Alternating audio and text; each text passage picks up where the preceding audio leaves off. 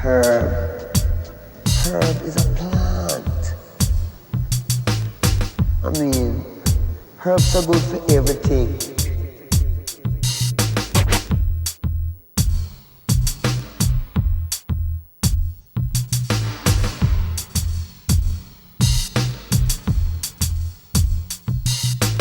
Herb.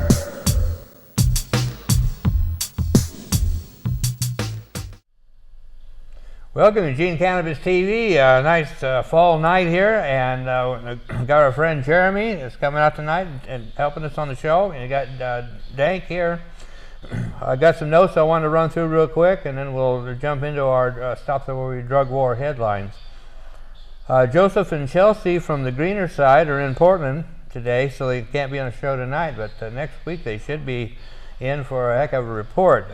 In Portland, they were attending the H. Bill 3460, which is the dispensary law now. It was the bill, now it's the dispensary law.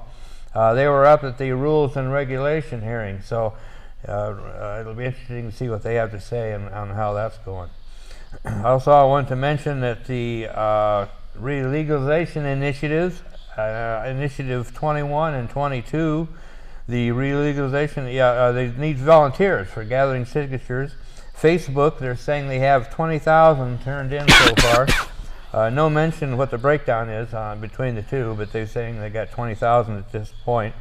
No word on the new approach initiative. They announced that Monday they would start gathering signatures, but that was two weeks ago, and we haven't heard any word. So I like to say the silence is deafening. So anyway, that's the latest on that. So let's jump into the headlines. We've gotten a bit behind on our weekly drug war, Stop the Drug War headlines because not being able to do a show last week. So we'll double up here real quick. So this is drug war headlines from the week of November 7th. Jeremy, tell us what they say here. The crooked cop in the case of the vanishing guilty plea. When can you get a guilty plea overturned in federal court? When the cop who busted you was crooked, that's when. Former UN head and Brazilian president call for drug decriminalization. Former UN General Secretary Kofi Annan and former Brazilian President Fernando Henrique Cardoso called for global drug decriminalization and other reforms in an op-ed published in CNN.com today. Portland, Maine legalizes marijuana possession. Portland, Maine has become the first East Coast city to vote to legalize marijuana possession and did so overwhelmingly. That's great news. It keeps growing. Marijuana policy on the ballot. This is last Tuesday. Marijuana policy reform questions are on the ballot in Colorado, in a trio of Michigan localities, and Portland, Maine tomorrow. Medical marijuana update. As the beat goes on from the West Coast to the East Coast and from the Great Lakes to the Gulf Coast, medical marijuana is on the agenda.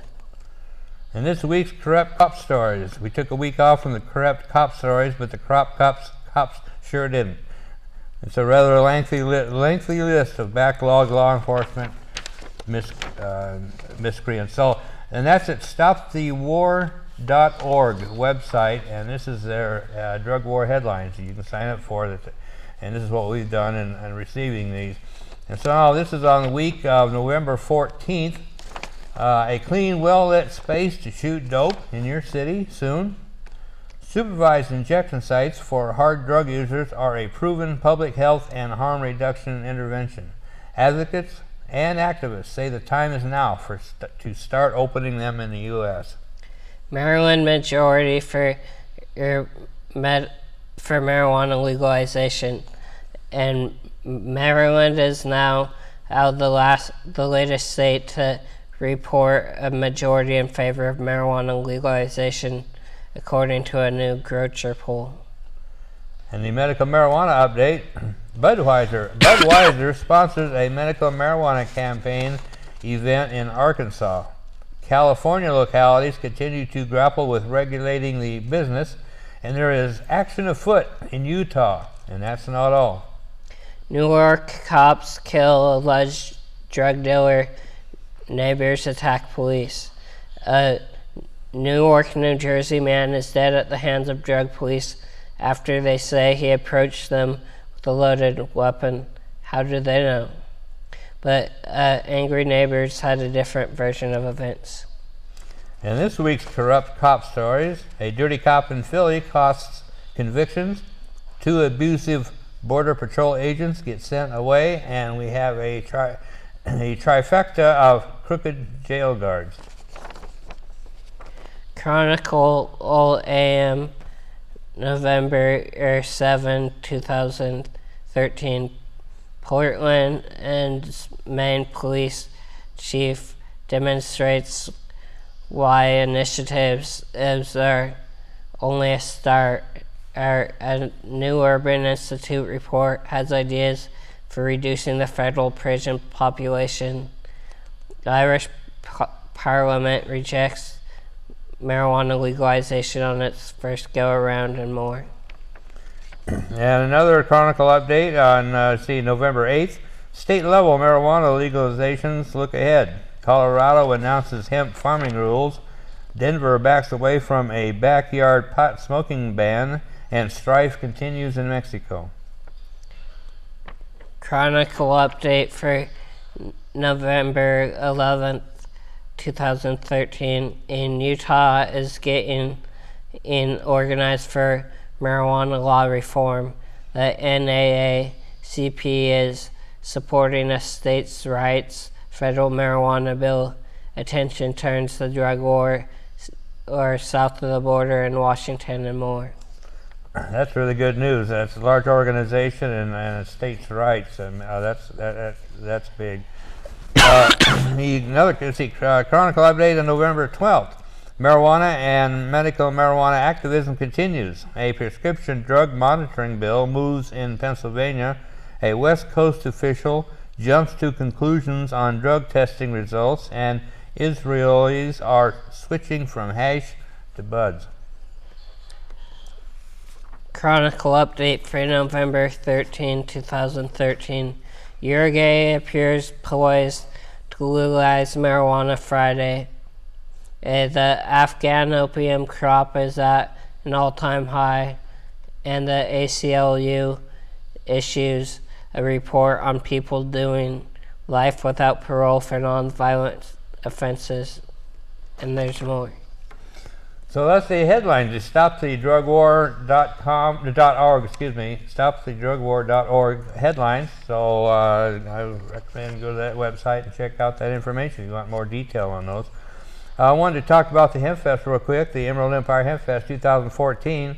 We have our first vendor, I think we mentioned that earlier, but we have images of their products, which we'll be taking a look at from now and again. And so that's Vape Oregon, our first vendor for the Hemp Fest.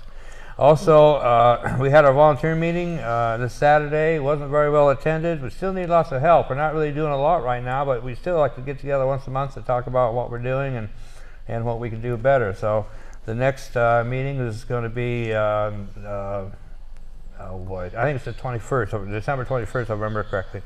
And also, we're still needing storage space, chronically needing storage space. So if you have any storage space, you can, for the Hemp Fest, store there's stuff, during the year, anything from part of a garage to a couple of parking spaces. We have multiples trailers, utility trailers that we need somebody to sit somewhere.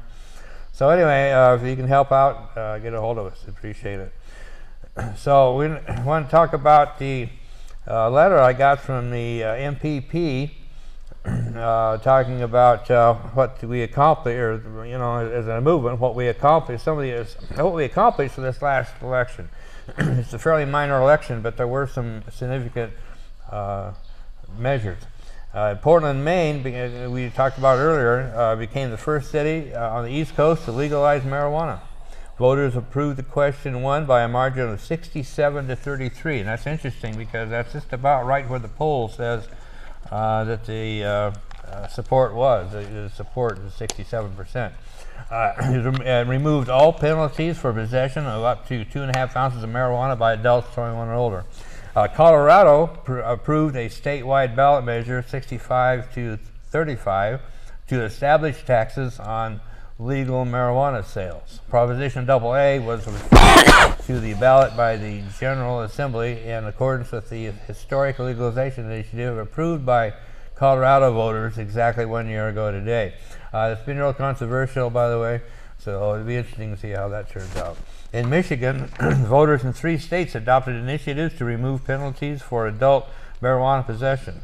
In the state capital, Lansing, about 62% of voters cast their ballots in favor of ending marijuana prohibition. The measures in Jackson and Furland also won by sizable margins. So it's just all good news. It just keeps getting better. So we wanted to talk about, go ahead and do this story. This story's from Canada. Police in central New Brunswick were investigating a marijuana grow operation discovered at a special care home for seniors by emergency crews responding to a fire. Firefighters who were called to the facility at about 11 a.m. local time Thursday. They noticed what appeared to be a grow op in the basement and alerted police. Police obtained a search warrant and seized 550 plants, enough to produce up to 275,000 joints, growing equipment, and a large quantity of marijuana, they said in a release. Investigators believe the fire is related to the grow op. All residents of the home got out safely. The home has 6 beds and provides level 1 and level 2 care according to the New Brunswick Special Care Home Association website.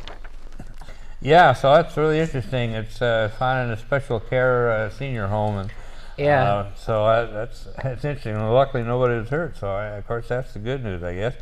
Wanted to announce that this coming Saturday, that's November 26th, the Willamette Valley Normal meeting, monthly meeting, is going to be held at 2 o'clock, and that's at the greener side, 1601B Oak Street. So if you can make that, it'd be great. We need to get together on hot items that are coming up. And the other thing I want to talk about, and I need to keep bringing this up, and you'll be seeing this in other shows, I want you to see the image of the Reynolds oven bags. These are, if you're going to transport your medicine, this is what you want to use, is these oven bags. They're made by Reynolds. I don't have a dog in the fight. I'm not going to have stock in Reynolds, but I'm just telling you, these are the way to go. They're very inexpensive.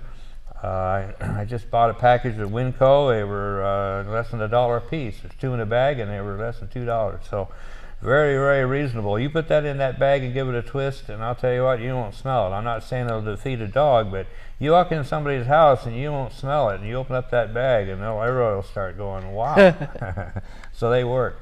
So anyway, keep an eye on that image. That's what you're looking for in the store. And like I said, they're really inexpensive, especially at Winco. So we're going to take a break, and we'll be back. So stick around. Here we go. Do you suffer from fear of losing your election? Are you terrified that voters will discover you've done nothing to improve their lives? Maybe it's time you talk to your spin doctor about Incarcerex. In clinical trials, Incarcerex has been shown effective at reducing election-related anxieties by making voters think you're doing something about the drug problem. It's simplistic and fast-acting. If your problems continue or get worse, you can always double or triple your dose of Incarcerex. Whether it's addiction, therapeutic use, or just casual use, there's an Incarcerex plan for every American. Best of all, taxpayers, not you, will foot the bill. So talk to your spin doctor about Incarcerex today. Common side effects include loss of civil liberties, police corruption, racial injustice, increased terrorism, spread of HIV and AIDS, and violent crime. Bloated prisons are also a common side effect. Stop taking Incarcerex if bloating lasts longer than 20 years. If you're trying to balance the budget, keep families together, or protect human rights, Incarcerex may not be right for you. Do not mix Incarcerex with the Constitution or common sense. So start taking Incarcerex and keep pretending you're doing something about the drug problem.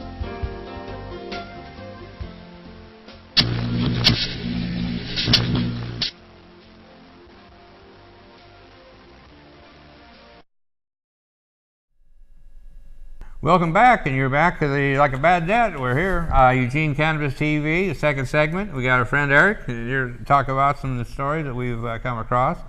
And go ahead and tell us about this kids custody battles. Yeah, I'm going to read a little bit of this story. It's from a group that highlights child custody battles for medical marijuana patients. Hundreds of medical marijuana patients throughout the U.S. who use the drug for help with various medical conditions are losing custody of their children, even in states where medical marijuana is legal. Though most of the parents who lose custody of their children are medical marijuana patients and activists themselves, some parents lose custody of their children after giving the child marijuana, since Child Protective Services has the authority to remove a child from a home for marijuana use. To bring more awareness to this issue, Moms for Marijuana International, a marijuana legalization activist group, held a series of rallies throughout North America and Europe this week. Specifically, the group sought to increase awareness and support for parents who are cannabis consumers, parents who want to treat their child's medical condition with medical marijuana, and to encourage Child Protective Services to adjust their policies so that marijuana users are not automatically dubbed unfit parents. Immediate harm is required by law to remove a child from his or her home. The science and toxicology of cannabis have proven that cannabis is not harmful, but surely ripping families apart is. That is a quote from Sarah Frank, the founder and executive director of Moms for Marijuana. If you are disgusted about families being torn apart because of the ignorance of state employees and their unwillingness to uphold state law, now is the time to become engaged in this struggle. We're just mothers who've had enough, says Lindsay Reinhart, a 31-year-old medical marijuana patient who lost custody of her children. It doesn't help to remove a child from a loving family because of a non-toxic substance. Yeah, that's, and by the way, Lindsay Reinhart, we know her. She's a longtime activist and a real hero of ours, and she's going through some legal problems because of the things that she experienced from losing her kids. Yeah, and she actually, that whole process, this happened in Idaho where she lived, yeah. And that whole process was, the catalyst, and one of the things that got her to move to Oregon is because the laws in Idaho are not very favorably at all for any type of marijuana user. And this is something that's been happening for a very long time. I know somebody, I had a friend of mine who, her family had this happen to them, unfortunately, way back in the 80s during the Reagan administration when the laws were a lot more harsh. And her family was subjected to, guns drawn, kids on the ground for pot. That was the only thing they were there to look for. And unfortunately, like this story says, in states where medical marijuana is legal, they're still going after people and using that as a reason to remove them. And it's actually ridiculous considering how hard it is. I personally have been involved in an instance where somebody I'm very close with had to call Child Protective Services because they had seen with their own eyes enough to think that this child was in danger. And it took a lot. It took a lot of phone calls. It took even professional people with very good credentials backing her and calling Child Protective Services in support. And it still took a long time. And they made one visit, everything was fine, obviously, when the day they went, and said they didn't see anything. And lo and behold, all you got to do is just say, well, you know what, I think I saw a joint in the house, and the next thing you know, they're going to remove the kids, and they're going to have everybody, in jail and everything, investigation going. And it's just sad that there's been many instances and many cases where children were in very grave danger, danger from physical abuse, actually physical abuse. And yeah, it says here that CPS removed Reinhardt's children, citing neglect after they found marijuana and paraphernalia in her home. After 17 days, Reinhardt's children were returned to her and no charges were filed against her. But she says she's gotten involved now with Moms for Marijuana to make sure this doesn't happen to anyone else. And that's, yeah, it's just so wrong. The thing is, and they never filed any charges. So there's 17 days of, everybody went through trauma. And yet, for no reason, absolutely no reason. And the thing that baffles me is, it's called Child Protective Services, and there's so many instances, too many instances, where the children are the last thing on their minds, and the welfare and actual welfare of the children, and that a lot of these people actually believe that putting a child through the system is not going to be as is going to be a better environment than just being with somebody who's using marijuana medically. And the sad reality is that they don't even distinguish between somebody who is using marijuana legitimately and a crack dealer. I mean, they treat them the same, and it's absolutely insane. Especially considering that mother, if she was on prescription heavy narcotics, Schedule II narcotics that require, only by prescription only type of medications, that a child could ingest and die from ingesting, that's totally fine and not deemed to be a dangerous environment. And it's sad. So I'm glad that this organization, real quick, is bringing this to light and keeping it out in the front. So thank you. Yes, definitely. That's Moms for Marijuana International. So you can do a search on that if you want to get a hold of them, or if you're having problems locally, send a note to us. And we do know some lawyers. I always hate to refer lawyers because they're going to want money, and it's so unfortunate you have to pay money to get justice in our society. But still, usually the first interview is free, so a lot of times you're going to learn a lot just in that first visit, and it won't cost you anything. Absolutely. So anyway, we do know of several lawyers that are very experienced in both criminal cases and marijuana law. So again, let us know. Of course, Brian Michaels is one. You can get these. I don't have the information with me, so you can certainly look it up. Another good one is, of course, I'm went blank. I don't have anything written down. For sure. But anyway, let us know. So, yeah, it's a big issue, and hopefully, as marijuana becomes more and more acceptable, there'll be less and less that's happening. So, some people and some agencies will slow to come around, but it's becoming more and more accepted. Yeah. So. You bet. Just today it was interesting. I was listening. KLCC had an NPR radio report on what marijuana legalization is affect with marijuana, with how it's going to affect medical marijuana, and especially like in Colorado with the taxes, because they're concerned that they're not charging taxes for medical marijuana, so therefore more people are going to be trying to get medical marijuana and it'll put an undue load on them trying to get away from paying the taxes for recreational. Mm-hmm. So it's interesting to see how it's all going to work out, And then of course Washington has their own problems too, so with their legalization deal. So it's all interesting. We'll just see how it all works out. Hopefully we can gain from their mistakes, so when we get to our system, it'll be better. Yeah, absolutely. And then this is a story that I came across, and this one here, it's just unbelievable. But it's police chief threatens to target anyone favoring pot legalization. This was on tokesignals.com website. After a Facebook post about a $40,000 marijuana bust by the Columbus, South Carolina Police Department, several commenters criticized the department's priorities as well as cannabis prohibition in general. How many unsolved murders and rapes do you have in your jurisdiction? Commented one poster. Maybe you should focus your attention on those instead. Pot should be legal, another post simply commented. Well, it turns out the interim police chief, Ruben Sandiego, on the job just 10 months, isn't particularly receptive to community input regarding his police department. Chief Sandiego didn't attempt to defend his department priorities. He didn't attempt to explain why this marijuana arrest was a good thing, worth bragging about on Facebook. Instead, he decided to threaten one of the commenters with arrest, reports Ian Milhisser at Think Progress. The chief, posting from the Columbia Police Department's official Facebook page, told Brandon Whitmer, an apparent marijuana legalization advocate who had suggested that police resources be better used elsewhere, that his political views provided, quote, reasonable suspicion to believe, unquote, that he may be a criminal and that he would be targeted by the department. Thank you for sharing your view and giving us reasonable suspicion to believe you might well be a criminal. We will work on finding you, the chief wrote, posting as the Columbia Police Department, South Carolina.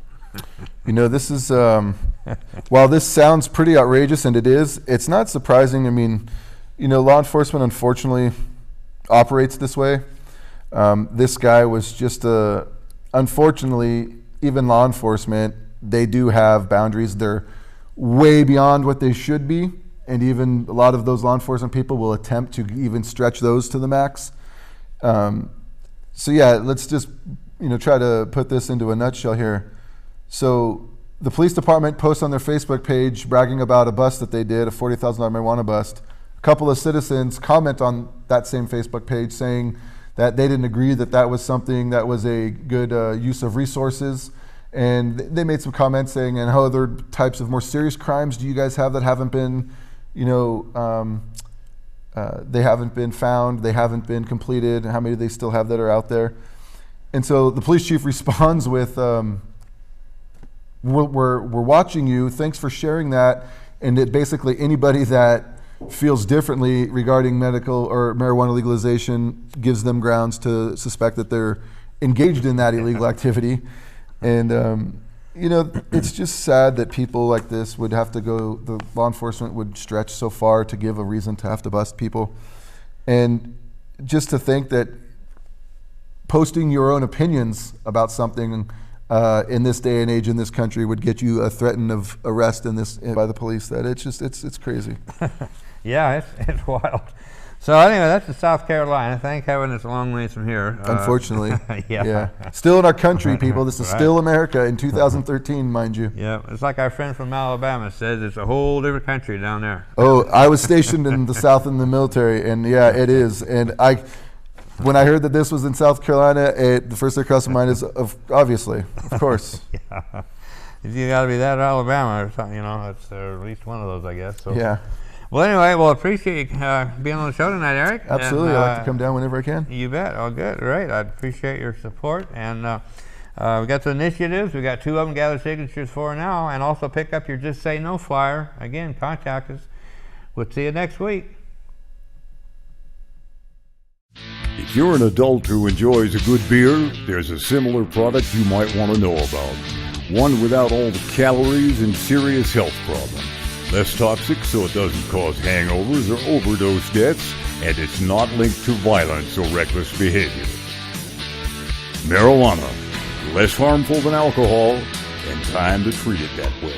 For more information, visit marijuanaissafer.org.